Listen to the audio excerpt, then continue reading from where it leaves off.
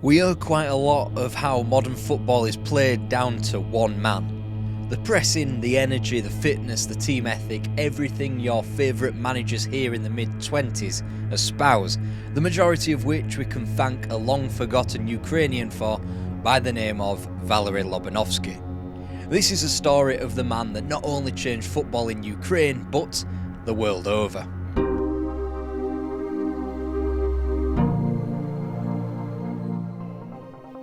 Valeriy Lobanovskyi was born in the time of the Space Age, as the mist of World War II was clearing. Born as the Iron Curtain was being constructed in front of his eyes, Lobanovskyi was inspired by the nuclear age and Sputnik. His football was cold, calculated and mathematical. Part of the Dynamo Kyiv title-winning side of 1961 and its cup-winning outfit 3 years later, he left in 1965. Never the best athletically, he got so far in the game because he was a great thinker. Another great thinker was a man named Viktor Maslov, who helped pioneer the 4-4-2, and he was the great authoritarian of Dynamo Kyiv in the 1960s. Soon enough it was obvious that, characteristically at least, Lobanovskyi and Maslov were like oil and water. By 65, Lobanovskyi was out and was all set to become a plumber, After he moved south to Odessa and then back east to Donetsk to little success or satisfaction, he ended his playing career. He gave up on football after Shakhtar Donetsk finished 14th in the same season that Viktor Maslov commandeered the Soviet title for the third straight season. Lobanovskyi knew he couldn't go back to normality, he couldn't be a plumber. So, aged 29, he went to Dnipro armed with the bedrock of teachings from Viktor Maslov and became the club's manager. The young coach had been able to escape out of the Maslov bubble for long enough to generate his own mode of thinking about the game. He was a bit more malleable and more open to discussions with his players than his mentor, but still held true the fundamentals of his team's togetherness and fitness. It was clear from the off that this man was a more analytical manager. His revolution set about analysing the spaces between the players and the ball. It focused more on football without possession, even though he prioritised heavy possession football. His most valuable metric was reaction times. If you can dodge a wrench, you can dodge a ball. This was an absolute must for his players. If they were able to play his game, they had to be armed with quick reactions, and like Herbert Chapman before him, put an emphasis on designed attacking plays. This formed the basis of Dnipro's promotion to the Soviet top league in 1972 before he steered them into 6th place, only a point behind his former club Dynamo Kyiv. Much more influential than finishing 6th was Lobanovskyi's meeting of Anatoly Zelentsov, a specialist in bioenergetics. Zelentsov would become a key disciple to the manager, and it was he who would assist his fitness-driven regime. As Dynamo Kyiv continued to finish underneath provincial clubs in Zoya and Ararat Yerevan, they finally bit the bullet and sent for Lobanovskyi, who had previously turned his former club down. Upon winning Dynamo Kyiv's first title as a player, Lobanovskyi is said to have remarked, "A realised dream ceases to be a dream." Therefore, he needed something a little bit extra. He needed to make a true impact in football, as opposed to just winning a title or a piece of silverware here and there. Now he was manager of Dynamo Kyiv, he could create that something extra. Not that he didn't get a helping hand along the way. During the 1970s and 80s, the patron of Dynamo was Volodymyr Shcherbitsky, the leader of the Ukrainian Communist Party and a big football fan. If Shcherbitsky wanted a player from a Dnipro or Shakhtar, Dynamo would simply get them. He effectively forged the thinking inside of the country that Dynamo Kyiv were Ukraine's team, and if the other Ukrainian clubs could almost form this partnership, then they'd be able to defeat the Russians that populated the Soviet League. Dynamo were designed to be the best of Ukraine, and whenever they got one over the Moscow elite, it was almost like a Ukraine victory over Russia. Crucially for the team, Lobanovskyi returned with his loyal staff. Joining Zelentsov was Oleg Basilevich, who looked after the coaching, whilst Mikhailo Ozemkov provided the statistical analysis. The style was mathematical in the whole. He emphasised his style of play with 27 commandments, 14 of those defensive and 13 attacking, to provide the club with patterns of play and rules to lean back on. Dynamo were to play out from the back, press incredibly high, attack but remain resolute defensively, prioritising hard work over talent. Slide that template over any successful modern day club and the similarities are obvious. The first league title was won in 1974, a point from Spartak Moscow despite winning just 14 of 30 matches. Lobanovskyi was furious with the team despite the landmark achievement. He was of the opinion that Spartak lost the title as opposed to Dynamo winning it. Because the league was finished late on into 1974, Dynamo Kyiv would participate in the Cup Winners' Cup for the 74-75 campaign. They would be led by the prolific Oleh Blokhin. Blokhin would go on to become the Soviet top league's all-time scorer and appearance holder, whilst culminating a spectacular 1975 with a Ballon d'Or ahead of Franz Beckenbauer and Johan Cruyff. Blokhin and Lobanovskyi fit like hand in glove. The forward was versatile, quick both with and without the ball, and had an unerring accuracy in front of goal. It was the forwards' goals in Kyiv and Sofia that decided their first round of the Cup Winners' Cup, thanks to a pair of 1-0 triumphs before their first trip to Western Europe to meet former European Cup finalist Eintracht Frankfurt. The Iron Curtain could be described as much of a struggle for Eastern teams as it was for those in the West. Neither side could feasibly scout their opponents or watch tapes and design a plan to combat their opponents, yet Lobanovskyi found a way. He had a colleague who could pick up on Hungarian feeds of football matches, allowing him to freely scout opponents from the West. With that, a final brick in the wall. Ukraine could now have their time.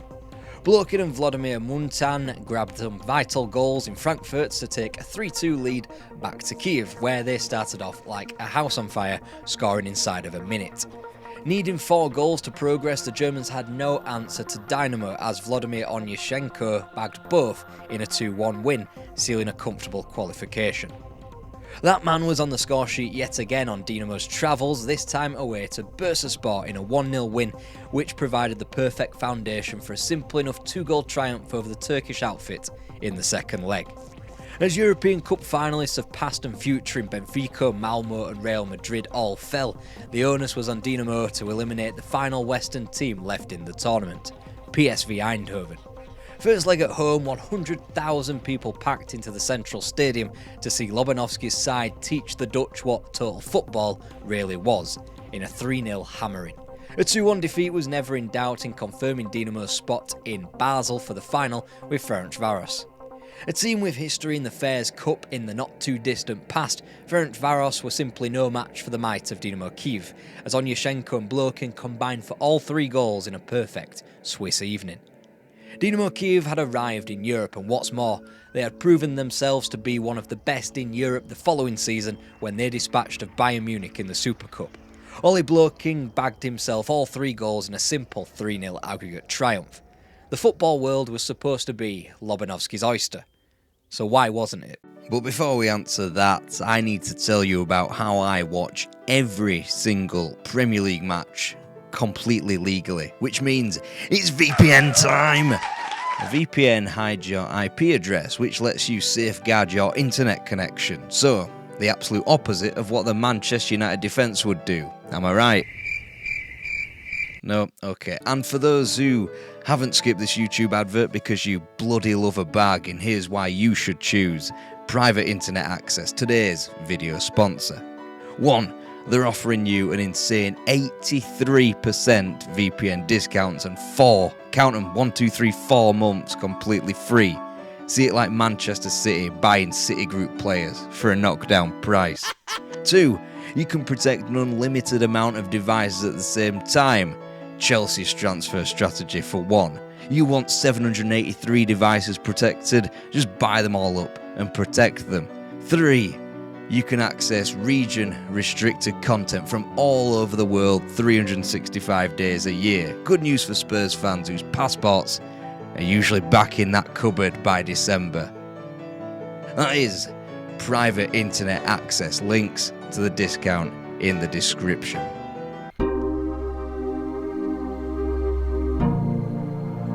The mantra of winning at home, drawing away worked pretty well for Valeriy Lobanovskyi.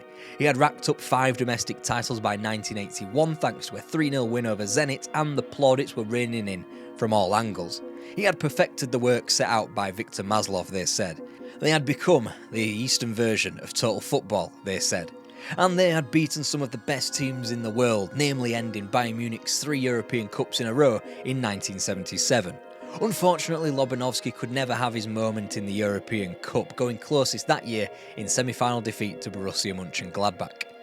There wasn't a downside to all of this success until a glimpse into the future in his first failed stint as manager of the Soviet Union.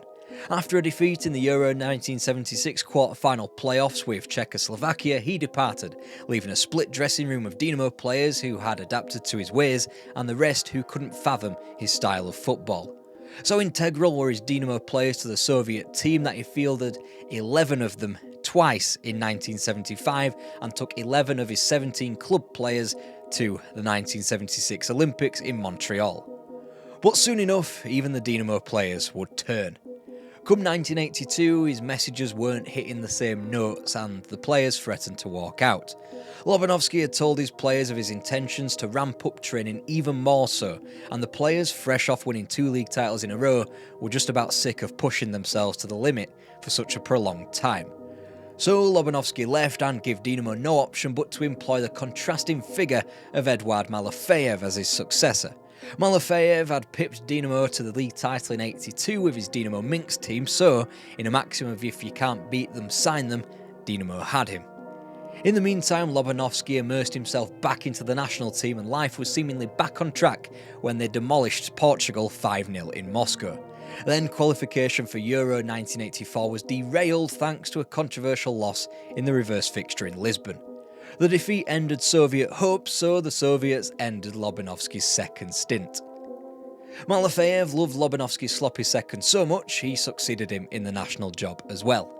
And by now it was said that Lobanovsky's star was on the wane, until he got an intervention from a former flame, Dynamo Kyiv.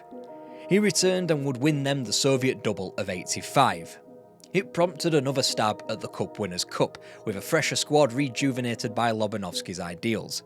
They stuck 5 apiece past Utrecht and Universitatea Craiova in the second leg of both opening rounds before they unloaded on Rapid Vienna both home and away, slapping 9 goals beyond the Austrians. Oli Blokin still led the line and he was responsible for 2 of the 3 goals in their home first leg of the semi-final against Dukla Prague, which was yet another comfortable day at the European office. A 1-1 draw in Prague confirmed Dynamo Kyiv's second final in the Cup Winners' Cup. This team was much changed, from Vladimir Bezanov and Oleg Kuznetsov at the back, utility man Vasily Rats and midfielder Alexander Zavarov to the second man to win the Ballon d'Or whilst at Dinamo, Igor Belanov. He partnered Blokin in the final in Lyon where they met Atletico Madrid and proceeded to blow them away, scoring within 5 minutes through Zavarov. The encapsulation of this or any Valeriy Lobanovskyi team was found in the second goal on 85 minutes, which clinched the trophy. Almost everybody got in on a sweeping team move that devastatingly went from front to back and killed the final dead. Blokin naturally finished it off before the scoring was completed 3 minutes later via substitute Vadim Yevtushenko. With the European Cup a natural barrier to this Dynamo Kyiv team, there was only one more frontier for Lobanovskyi now. And his love-hate relationship with the Soviet Union continued once another Cup Winners' Cup was won. He was airdropped into the fray mere moments before Mexico '86 turned up on the world's doorstep and was told to get a respectable tune out of the Soviets. Naturally, he selected over half of his team from Dynamo Kyiv, with 8 of his starting 11 hailing from his club side. On a par with Argentina and Denmark, they played some of the best football at the tournament, but sadly were a little too much like the latter than the former in bombing out of the competition prematurely at the last 16 phase. The foundations of what was to come lay in a devastating triumph in Paris ahead of Euro '88. France were the reigning European champions and had been simply dismantled by Lobanovsky's team. A simple enough 2-0 win over Iceland in Simferopol in October of '87 confirmed the USSR spot at the tournament in West Germany. Once again, Lobanovskyi would select over half of his roster from Dinamo, with a massive omission of Blokin. Only Andrei Yarmolenko and Andrei Shevchenko have since eclipsed his goal-scoring feats at international level from a Ukrainian perspective. The opener against the Netherlands in Cologne was an idea of things to come, and a very Italian performance of a 1-0 victory with defensive nous that showed Lobanovskyi had learned from the Soviets' laissez-faire performances in Mexico 2 years prior. And yet the team who penetrated their defence were a team that had never turned up at a tournament before, in Ireland. Ronnie Whelan was scoring a magnificent goal against the Soviets, which somehow turned out to be not the greatest goal that the Soviet Union would ship at this tournament. Ultimately, the equaliser courtesy of Oli Protasov was largely undeserved, but their next result wasn't, as they slapped the group's whipping boys England 3-1, courtesy of goals from Olenikov, Mikhailichenko and Pasulko. This was more like the Lobanovskyi everyone knew and loved back in Ukraine. And that continued at a sodden Stuttgart against Italy in the semi-final. Although Oli Kuznetsov's early yellow card would cruelly rule him out of the final, the Soviets edged into the final thanks to a quick-fire second-half double.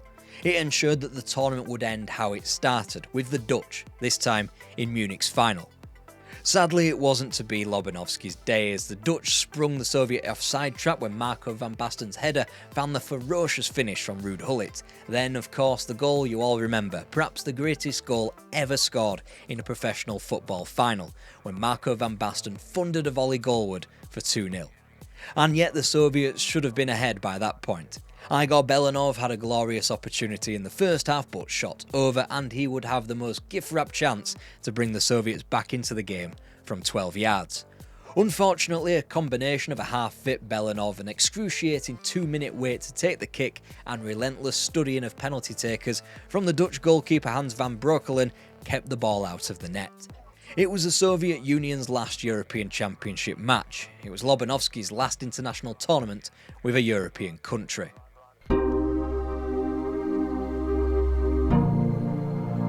Only with a European country has he found some peace and quiet in the desert with both UAE and Kuwait before returning home to Kiev in time for the club's professionalisation in a newly founded Ukrainian league amid the fall of the Soviet Union.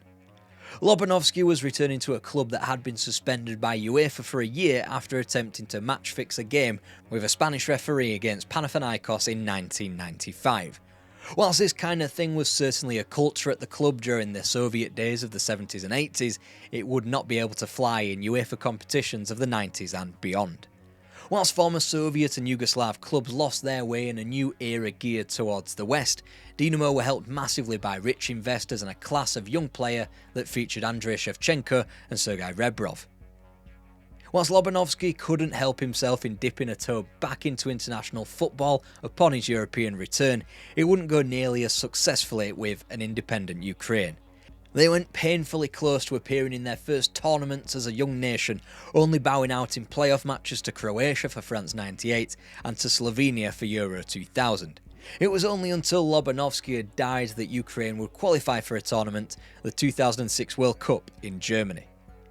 But his latter-day career did have some highlights, and quite comfortably his best returns as a manager in the Premier UEFA competition that they were now calling the Champions League. And merely winning the Ukrainian league wasn't enough to give Dinamo an automatic berth in the Champions League for the 97-98 campaign, so they had to dispatch of Barry Town of Wales and Brøndby of Denmark before they were provided with the privilege of PSV, Newcastle and Barcelona in the group phase. Instantly, they powered through, going to the Netherlands and scoring 3 times, only giving up 2 points at home to Newcastle due to a late lapse in concentration before the headline scores from the group stages. Barcelona in match days 3 and 4, a team that had gotten an incredible amount of acclaim from the Johan Cruyff era and one that was now at the forefront of European football. Yes, they were the ones slapped by 7 goals without response over 2 matches. Andrei Shevchenko's hat-trick in the Camp Nou remains the all-time greatest individual performance from a Ukrainian player in the Champions League. Sadly, Dinamo came up against an infinitely stronger opponent in the quarter-finals in Juventus, who had appeared in 3 European finals on the spin. Despite that, Dinamo held them to a 1-1 draw in Turin before a late flurry of Juve goals in Kiev eliminated Lobanovskyi once again. 12 months later, after teaching a footballing lesson to Arsene Wenger in the groups, Dinamo found themselves in the quarter-final staring at another behemoth of a club. Again, Dinamo travelled well and Andrei Shevchenko bagged an invaluable away goal in the Bernabeu in a 1-1 draw. It was obvious that this was probably Dinamo's last chance at European glory. Lobanovskyi was reaching the end of his career and the vultures were circling for the prized signatures of his talisman, Rebrov and Shevchenko. In the way of the world these days, Dinamo couldn't hold on to them for much longer and Shevchenko would have to leave Ukraine for Milan that summer. But not before unseating another Classico club, scoring twice without replying Kiev to give Dinamo a semi-final match against Bayern Munich. Again, Shevchenko shone, scoring twice in what looked to be one of the greatest nights in Ukrainian football history. As Manchester United simultaneously scrabbled for a late goal at home to Juventus, there was late drama in Kiev as Dinamo chucked in a 3-1 win for a draw. The wind taken out of their sails, Dinamo only lost by 1 in Munich when a win was needed. In many videos and for parts in this one, I've rattled on enough about Lobanovskyi's form of the game and how it has been able to shape modern football, more specifically the Stuttgart school of German thinking, which came from a combination of his and Arrigo Sacchi's work in the late 80s. From this we have Jurgen Klopp, Thomas Tuchel, Julian Nagelsmann and many others, including the entire Red Bull franchise, to thank for keeping this brand of football alive. In terms of Lobanovskyi's material worth, he won more Soviet top leagues than any other manager, with 8. He is tied with mentor Viktor Maslov on 6 Soviet Cups and has won more domestic doubles in the old Soviet Union than any other manager. When it comes to modern day Ukrainian football, only Maciej Lechescu in his domineering Shakhtar Donetsk team can outweigh the silverware of Lobanovskyi in respect of 5 Ukrainian League Championships, 3 Cups and 3 doubles. In the Cup Winners' Cup, unless they bring the tournament back, Valeriy Lobanovskyi will forever remain the competition's greatest manager. Only Nerio Rocco won the tournament with the same club twice, and he would do so with Milan in 1968 and 73. Whilst Johan Cruyff and Alex Ferguson also won the competition twice, they were able to draw on clubs like Ajax, Barcelona and Manchester United to help pad out their numbers, and Aberdeen. His mentor Viktor Maslov was said to have shifted the success of Soviet football from Moscow to Kiev.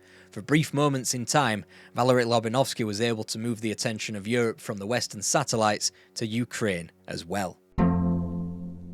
Not that Eastern European football has always been bad, as explained in this documentary we brought out earlier this week on the European champions of Red Star Belgrade and Steaua Bucharest.